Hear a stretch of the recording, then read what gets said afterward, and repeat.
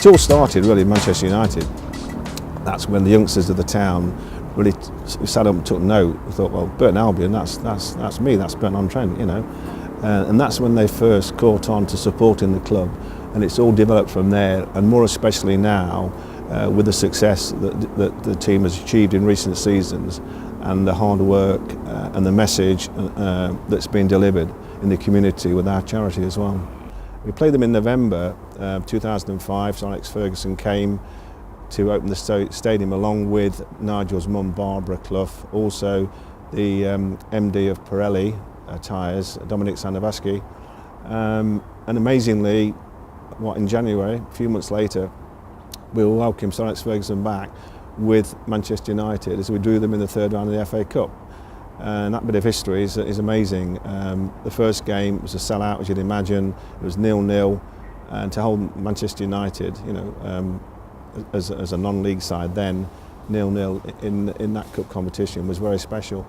And then getting the replay at Old Trafford, we took 126 coaches, and I believe it's still the biggest away attendance to go to Old Trafford. 11,000 fans travelling, you know, the M6 on a Wednesday evening. And those two games raised a lot of money for the club. It meant that this stadium, which cost £7.4 million, would finish up with no debt, you know, which was quite remarkable. So the club will always owe a tremendous debt to Nigel Clough, you know, for giving us 10 tremendous years with success out there on the field, and also financially as well. You know, that windfall was life-changing. Roy McFarlane came in and got the club promotion into Football League. Following Roy McFarlane, Paul Pesci-Salido came for a short time. Didn't work out, sadly. Lovely guy, great coach. Didn't work out for him, and you know, and he moved on.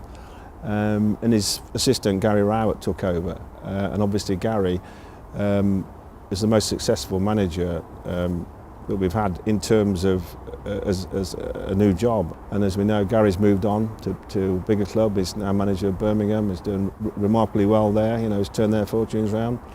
And his replacement is Jimmy Floyd Hasselbaink. Everybody has been really welcoming and helping, and it's a nice family club, and I'm a family man, so it helps. When the players arrive for training, you know, they're all beaming and smiling, and it's obvious that they've taken to the manager, which they have, you know, they're really excited, you know, by his training techniques, you know, and is an inspirational coach. He's got them on board straight away, you know, done really well.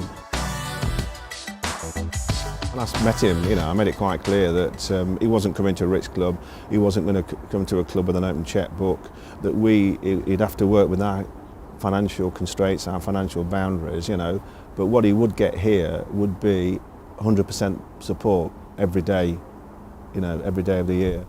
You know, and a great opportunity to work for a family club who care about people. You know, we do things decently here, so it will be a good place for him to start his career, as several other managers have witnessed in the past. You know, it's no magic formula. It's just looking at people and sussing them, if you like, and thinking, well, you know, what can this person deliver? What do they really stand for? You know, what's really in here? You know, what's at the top? If you're in a job, you want people working for you, got ambition, you know, because if they're ambitious, with that comes lots of skills and a mindset, you know, that's important, that mindset's important. And I'm sure that Jimmy Floyd Hasselbaink, in the same way as Gary, you know, if he chooses to, he'll manage you know, a big club at the highest level one day if he chooses to. I'm sure he's got all the attributes, you know, and good luck to him. Well, that problem is not difficult because we haven't got a lot of money. You know, we're not massively rich here, so we haven't got, you know, we've got a certain amount of money to spend, and we've always been very cautious and careful.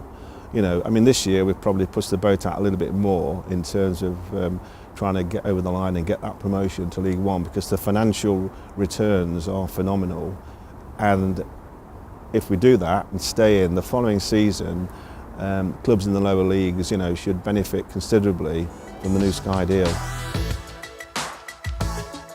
Obviously, in the past, through the TV rights, then primarily, that's the players have benefited considerably from that money. So hopefully this time, there's an opportunity, because the massive hike that we're seeing, that maybe some of this new money can be used to support lower clubs, and also to support clubs getting better facilities and being able to deliver more support for their local communities.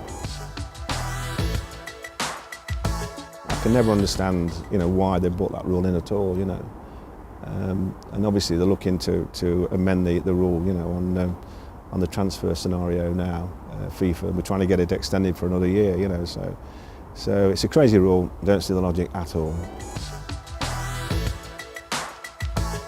I think there's definitely scope, for encouraging clubs, to buy into giving more opportunities. That needs to happen.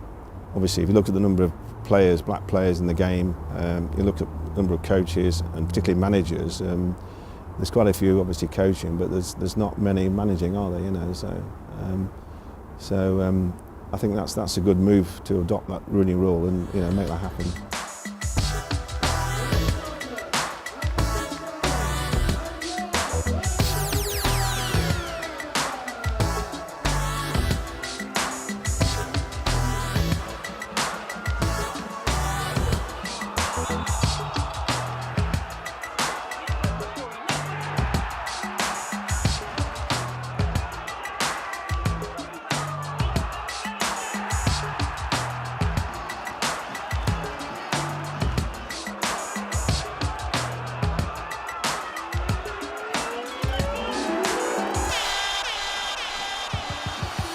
We just want to keep on going.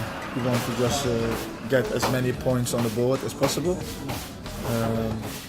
We had a good result today, a good performance first of all, with a good result, and we just have to take every game as it comes, and each game at a time, and make sure that we are ready for each game that it comes.